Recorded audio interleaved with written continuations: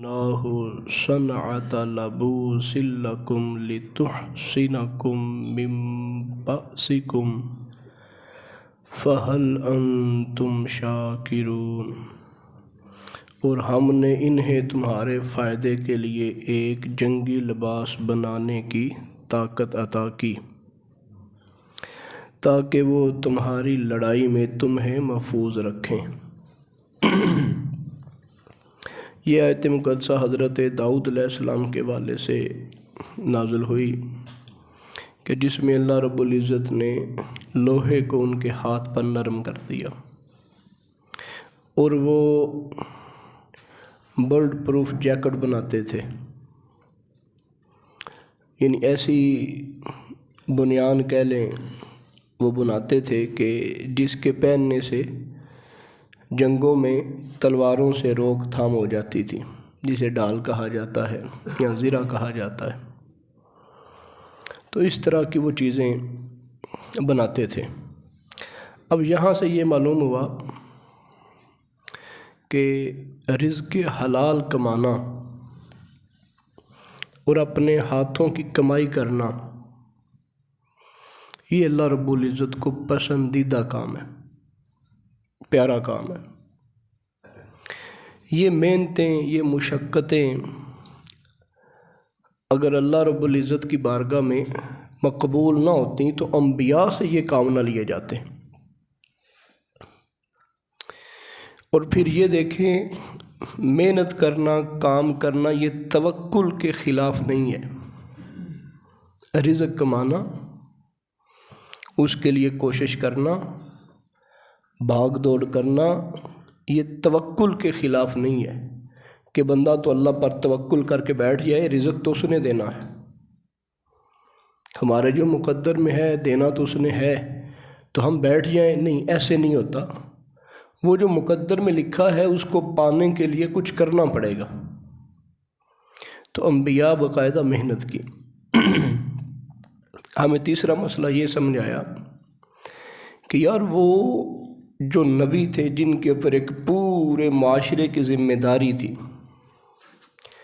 انہوں نے محنت بھی کی، دین کا پیغام بھی پہنچایا، عبادات بھی بڑی کی۔ ان ساری ذمہ داریاں ہونے کے باوجود ان کا کام نہ اللہ کی تبلیغ میں رکاوٹ بنا اور نہ اپنی عبادت کرنے میں رکاوٹ بنا۔ ہمارے جتنے زیادہ کام والے بندے ہیں نا جی، جب ہم ان سے بات کریں وہ کہتے جی کام ہی نہیں ختم ہوتے، صبح پٹھے وٹ کے لیے ابھی دینے، صبح سے لگ کے شام تک چل سو چل لگی رہندی ہے جی۔ اور بھی جو زیادہ مصروفی ہو کام ہی نہیں ختم ہوتے۔ تو کام صرف ہمارے اوپر نہیں ہے، انبیاء کے لیے کوئی ان کے گھر سے آسمان سے کھانا نہیں اترتا تھا، ان کے بیوی بچوں کی ضروریات کوئی آسمان سے اتر کے نہیں پوری ہوتی تھی، وہ محنت کر کے کھاتے تھے۔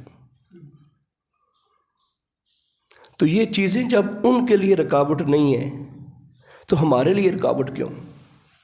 پھر ہمارے لوگ سیدھا اور سادہ سا جواب یہ دے دیتے ہیں کہ یار وہ تو نبی تھے، وہ تو اونچے لوگ تھے، وہ تو بڑے لوگ تھے، ہم ان تک کہاں پہنچ سکتے ہیں۔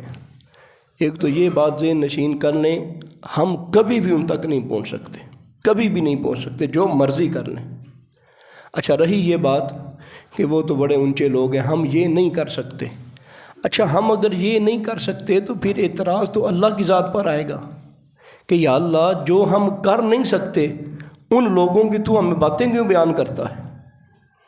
قرآن تو اسی لیے نازل ہوا نا، اور قرآن نے جو باتیں بیان کی ہیں وہ اسی لیے بیان کی ہیں کہ ہم ان سے نصیحت حاصل کریں، ہم ان کے راستے پر چلنے کی کوشش کریں۔ اگر یہ ناممکن تھا تو اللہ رب العزت نے پھر ہمیں کیوں حکم دیا؟ اللہ رب العزت نے فرمایا کہ یہ ناممکن نہیں ہے، ممکن ہے۔ جو ممکن ہے اسی کا میں تمہیں حکم دیتا ہوں، جتنا بوجھ تم اٹھا سکتے ہو میں اتنا ہی تمہیں بتاتا ہوں۔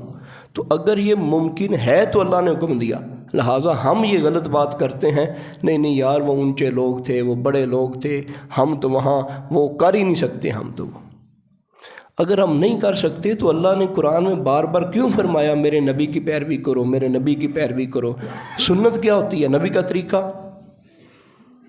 اور ہم کہیں نہیں یار اسی تے نہیں، وہ تے نبی آئے اسی کر ہی نہیں سکتے۔ تو یہ بات ایک شیطانی وسوسہ ہے۔ اللہ رب العزت نے ہمیں ان چیزوں کا مکلف بنایا جو ہم کر سکتے تھے۔ بعض چیزیں انبیاء کے ساتھ خاص ہیں، ہمیں ان کے لیے مکلف بھی نہیں بنایا گیا، ہمیں ان کا ذمہ دار بھی نہیں ٹھہرایا گیا۔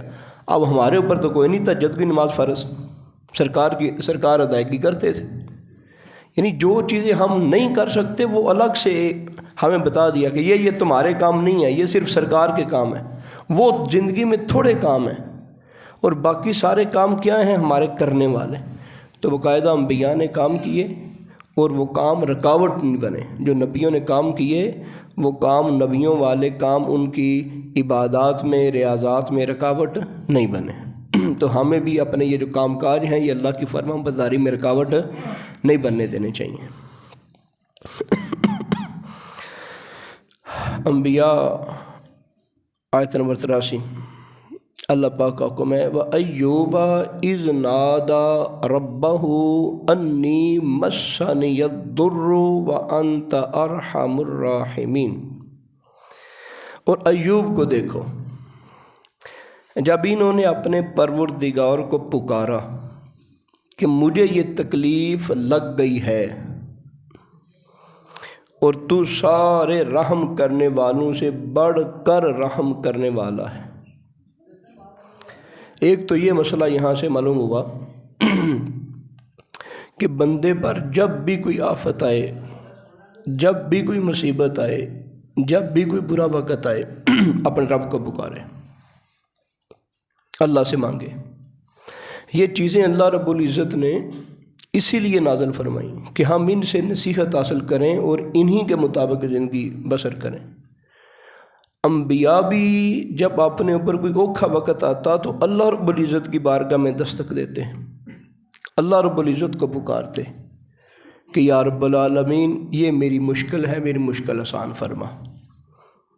ہماری اب کیفیت ہی صرف یہ ہو گئی، یہ ذہن ہی بن گیا کہ جب بندے کو بیماری لگنی ہے ڈاکٹر کے بنا حل کوئی نہیں، جانا ہے ڈاکٹر کے پاس، اور جب ڈاکٹر نے جواب دینا ہے پھر ہمیں اللہ کی ذات یاد آتی ہے۔ ڈاکٹر کے پاس جانا منع نہیں ہے، حکیم کے پاس جانا منع نہیں ہے، دوائی دارو کرنا منع نہیں ہے، لیکن ہمارے نظریے یہ بن گئے جس کو بھی اچھا بندوں میں سے بھی اگر ہم نے دیکھا کسی کا بچہ بیمار ہے، کسی کا بڑا بیمار ہے، ہم بھی دیکھتے یا ڈاکٹر نو چیک نہیں کرایا، دوائی نہیں جے لے کے دیتی، یہ کوئی نہیں کہندا دعا کیتی جے، صدقہ کیتا جے، یار اللہ نو تے عرضی کرو یا اللہ میرا بچہ ٹھیک کر دے۔ پھر آیت مقدسہ کا ترجمہ سنیں اور ایوب کو دیکھو، یعنی ایوب کو دیکھو کیا مطلب؟ اللہ پاک نے فرمایا انہاں دی پیروی کرو، ویکھو انہاں دا طریقہ ویکھو، ادھر دھیان کرو۔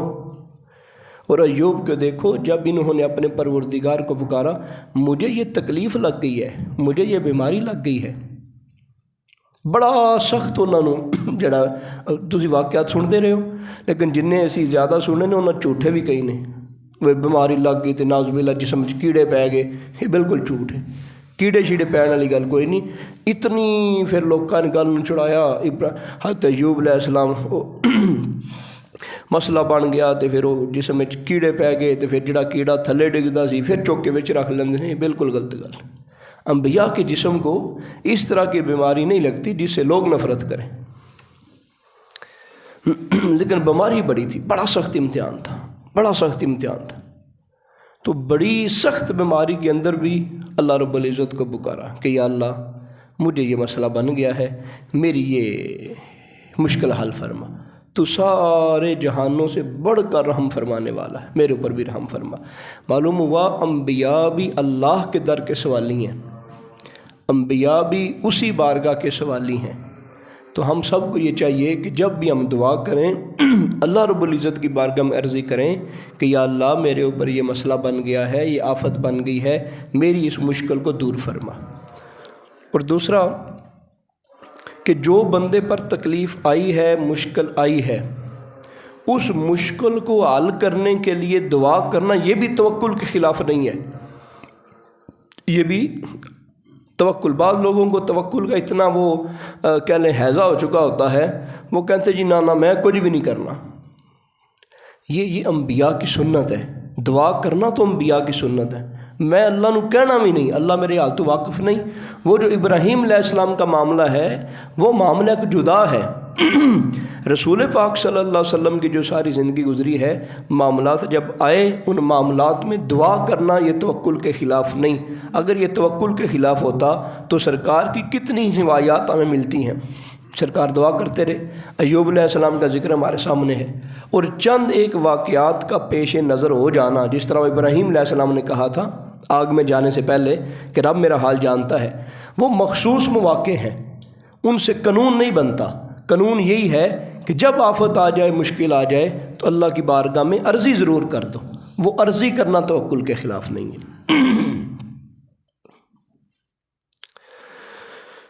پارہ 17 سورہ حج کی آیت نمبر 72 میں اللہ پاک کا حکم ہے وَإِذَا تُتْلَى عَلَيْهِمْ آيَاتُنَا بَيِّنَاتٍ تَعْرِفُ فِي وُجُوهِ الَّذِينَ كَفَرُوا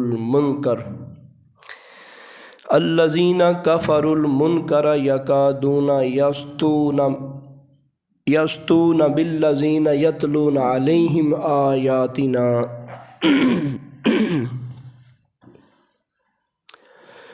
اور جب ان کو ہماری آیتیں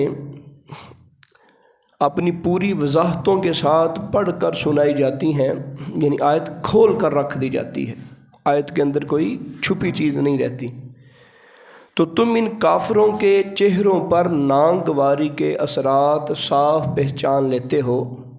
ایسے لگتا ہے کہ یہ ان لوگوں پر حملہ کر دیں گے جو انہیں ہماری آیتیں پڑھ کر سنا رہے ہیں۔ یہ کیفیت اگر ہم دیکھیں نا اب ہمارے بعض مسلمانوں کے اندر، بلکہ اکثر کہہ دیں تب بھی لفظ ٹھیک ہوگا، کافروں کی حالت اللہ نے کیا بیان کی کہ جب ان کے سامنے واضح قرآن کی آیتیں، واضح اللہ کا حکم بیان کر دیا جاتا ہے جس کی سمجھ بھی آ رہی ہے، ان کو غصہ چڑھتا ہے، ان کا وس نہیں چلتا۔ اگر وس چلے تو وہ قرآن سنانے والے پر حملہ کر دیں، ناگواری محسوس کرتے ہیں۔ اب بھی آپ کو کثیر تعداد مسلمانوں میں ایسی نظر آئے گی جو ان کو دین سناتا ہے اس پہ کاوڑ چڑھتی ہے، یار سانو مسئلہ کیوں دسیا، سانو سیدھی راہ تے کیوں پایا، سانو کیوں اس طرح گل دسدا ہے۔ تو یہ تو کافروں کی حالت تھی جو اللہ نے بیان کی، مسلمان کی تو نہیں تھی۔ مسلمان کو چاہیے انہوں دو مٹھیاں پڑھن، وہ یار تیری مہربانی بھی تو سانو قرآن پڑھ کے سنانا پیا، پھر تو یار ساڈی ہیلپ کرنا پیا، ساڈی مدد کرنا پیا۔ جڑے اللہ دے حکم نے، جڑیاں ساڈے ذمہ داریاں سن، سانو نہیں سی پتا، تو وہ پڑھ کے سنانا پیا۔ لیکن اسی ہور جڑا بھی شیخ بھانے میں نہیں، اس طرح نہیں ہونا چاہیے۔